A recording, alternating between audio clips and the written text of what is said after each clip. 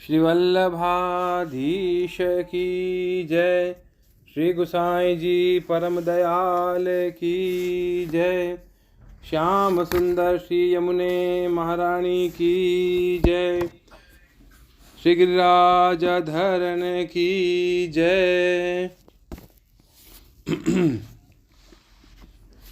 श्रीमद् भागवत पंचम स्कंध। आज हम पढ़ेंगे चौथा अध्याय। पिछले वाले अध्याय में यानी तीसरे अध्याय में हमने पढ़ा था राजा नाभि का चरित्र। आज हम पढ़ेंगे ऋषभ देव जी का राज्य शासन। अथ चतुर्थोध्याय। श्री सुखदेव जी कहते हैं, राजन, नाभि नंदन के अंग जन्म से ही भगवान विष्णु के वज्र अंकुश आदि चिन्हों से युक्त थे। समता, शांति, वैराग्य और ऐश्वर्य आदि महाविभूतियों के कारण उनका प्रभाव दिनों दिन बढ़ता जाता था। यह देखकर मंत्री आदि प्रकृति वर्ग, प्रजा, ब्राह्मण और देवताओं की यह उत्कट अभिलाषा होने लगी कि ये ही पृथ्वी का शासन करें। उनके सुंदर और सुडोल शरीर, विपुल कीर्ति, तेज, बल, ऐश्वर्य, यश, पराक्रम और शूरवीरता आदि गुणों के कारण महाराज नाभि ने उनका नाम ऋषभ यानी श्रेष्ठ रखा।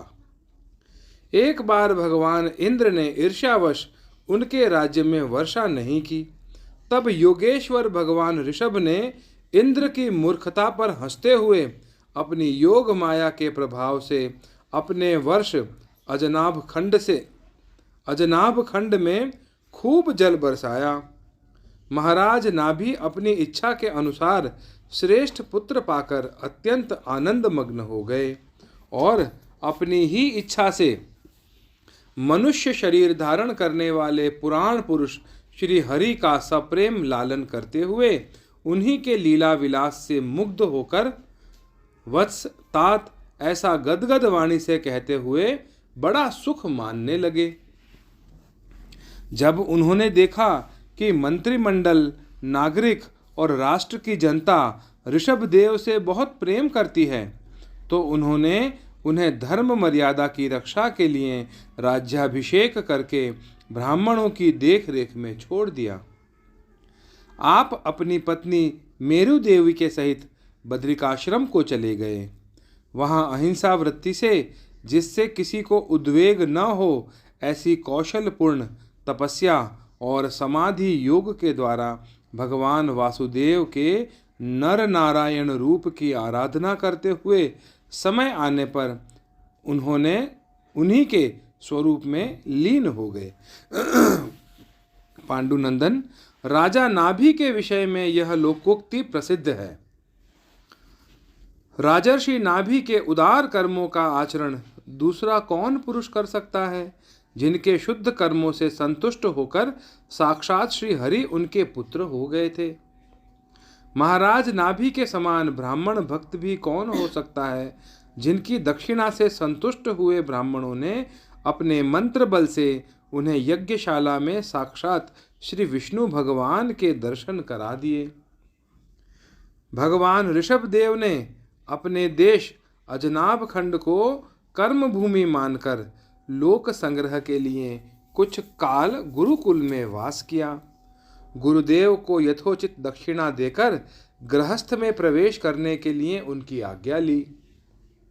फिर लोगों को गृहस्थ धर्म की शिक्षा देने के लिए देवराज इंद्र की दी हुई उनकी कन्या जयंती से विवाह किया तथा श्रौत स्मार्त दोनों प्रकार के शास्त्रोपदिष्ट कर्मों का आचरण करते हुए उसके गर्भ से अपने ही समान गुण वाले 100 पुत्र उत्पन्न किए। उनमें महायोगी भरत जी सबसे बड़े और सबसे अधिक गुणवान थे। उन्हीं के नाम से लोग इस अजनाभ खंड को भारतवर्ष कहने लगे। उनसे छोटे कुशावर्त, इलावर्त, ब्रह्मावर्त, मलय, केतु, भद्रसेन, इंद्रस्प्रख, विदर्भ और किकट, ये 9 राजकुमार शेष 90 भाइयों से बड़े एवं श्रेष्ठ थे। उनसे छोटे कवि, हरि, अंतरिक्ष, प्रबुद्ध, पिप्पलायन, आविर्होत्र, द्रुमिल, चमस और करभाजन, ये 9 राजकुमार भागवत धर्म का प्रचार करने वाले बड़े भगवत भक्त थे। भगवान की महिमा से महिमान्वित और परम शांति से पूर्ण इनका पवित्र चरित्र हम नारद वासुदेव संवाद के प्रसंग से आगे 11 स्कंद में कहेंगे। इनसे छोटे जयंती के 81 पुत्र पिता की आज्ञा का पालन करने वाले अति विनीत, महान वेदज्ञ और निरंतर यज्ञ करने वाले थे। वे पुण्य कर्मों का अनुष्ठान करने से शुद्ध होकर ब्राह्मण हो गए। भगवान ऋषभदेव यद्यपि परम स्वतंत्र होने के कारण स्वयं सर्वदा ही सब प्रकार की अनर्थ परंपरा से रहित केवल आनंदानुभव स्वरूप और साक्षात ईश्वर ही थे, तो भी अज्ञानियों के समान कर्म करते हुए उन्होंने काल के अनुसार प्राप्त धर्म का आचरण करके उसका सत्व न जानने वाले लोगों को उसकी शिक्षा दी।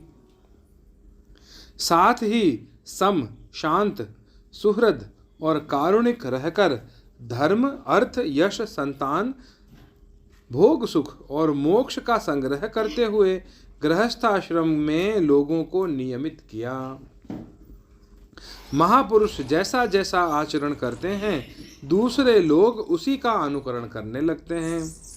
यद्यपि वह सभी धर्मों के सार रूप वेद के गूढ़ रहस्य को जानते थे, तो भी ब्राह्मणों की बतलाई हुई विधि से साम दान आदि नीति के अनुसार ही जनता का पालन करते थे।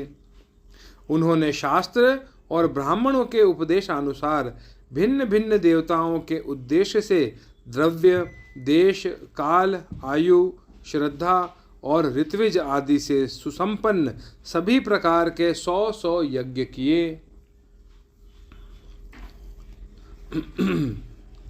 भगवान ऋषभदेव के शासन काल में इस देश का कोई भी पुरुष अपने लिए किसी से भी अपने प्रभु के प्रति दिन दिन बढ़ने वाले अनुराग के सिवा और किसी वस्तु की कभी इच्छा नहीं करता था। यही नहीं, आकाश कुसुम आदि अविद्यमान वस्तु की भांति कोई किसी की वस्तु की ओर दृष्टिपात भी नहीं करता था। एक बार भगवान ऋषभदेव घूमते घूमते ब्रह्मावर्त देश में पहुंचे।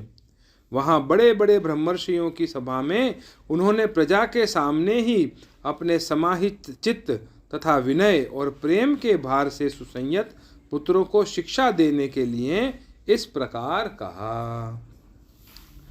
इति श्रीमद्भागवते महापुराणे पारमहंस्यां संहितायां पंचम स्कंधे चतुर्थोऽध्यायः। अगले अध्याय में यानी 5वें अध्याय में हम पढ़ेंगे ऋषभ जी का अपने पुत्रों को उपदेश देना और स्वयं अवधूत वृत्ति ग्रहण करना।